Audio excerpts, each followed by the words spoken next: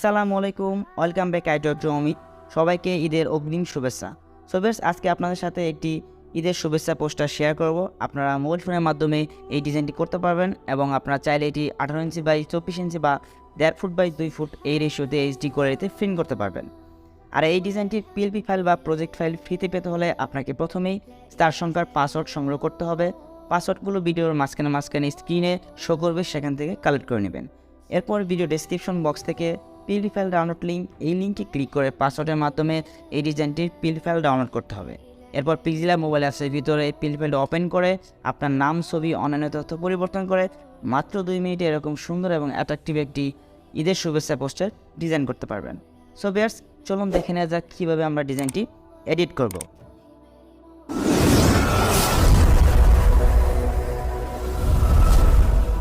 So ডিজাইনটি edit করার জন্য আমরা প্রথমেই চলে যাব পিক্সেলab মোবাইল অ্যাপসের ভিতরে। সো এইটি হচ্ছে পিক্সেলab অ্যাপসটি আপনার গুগল প্লে স্টোরে পেয়ে যাবেন। পিক্সেলab লিঙ্ক সার্চ করলে এছাড়াও আপনারা ভিডিও ডেসক্রিপশন বক্সে এটা ডাউনলোড লিঙ্ক পেয়ে যাবেন।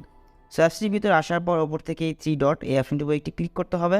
এরপর নিচ থেকে ওপেন ডট পিএলপি এই লেখাটির উপর একটি ক্লিক করব। সো এরপর উপর থেকে ডট পিএলপি এই অপশনটির উপর একটি ক্লিক করব। সো এরপর আপনার ফাইল ম্যানেজার ডাউনলোড ফোল্ডার দেখবেন সিলেক্ট করা আছে। এর নিচে আপনার একটি ফাইল দেখতে পারবেন, ঈদ মুবারক পোস্টার ডিজাইন পার্সোনাল। সো আপনার জাস্ট এই ফাইলটির উপর একটি ক্লিক করবেন। এরপর নিচ থেকে ওপেন অ্যান্ড অ্যাড এই অপশনটির উপর একটি ক্লিক করে দেবেন। সো এরপর নিচ থেকে ব্যাক বাটনে ক্লিক করবেন, দেখবেন ডিজাইনটি আপনার পিক্সেলab অ্যাপসের ভিতরে ওপেন হয়ে গেছে।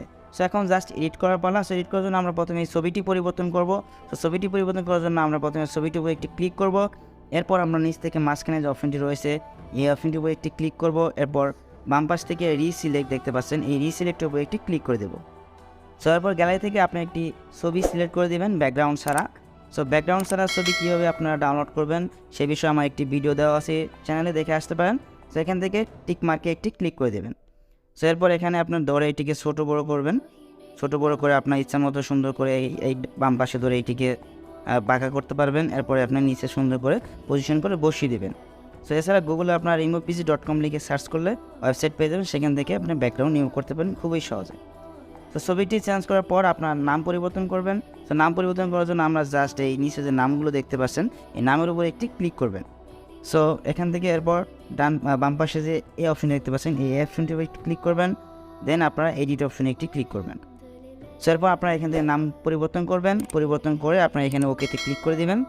এরপর আপনার এটি সুন্দর করে ধরে মাঝখানে বসিয়ে দেবেন, এটিকে এই কর্নার ধরে ছোটো বড়ো করতে পারবেন।